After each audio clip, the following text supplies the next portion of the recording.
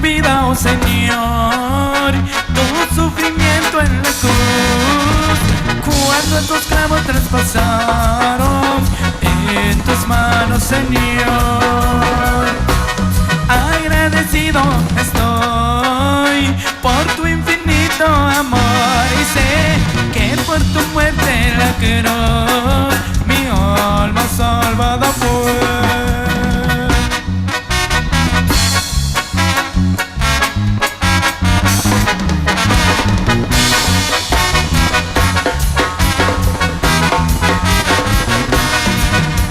Nunca se me olvida, oh Señor, tu sufrimiento en la cruz, cuando estos clavos traspasaron en tus manos, Señor.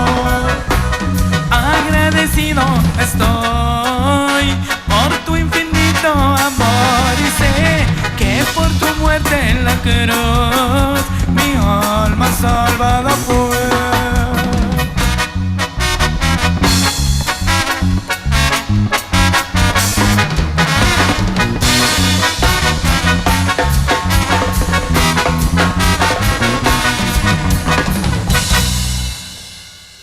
Por la muerte de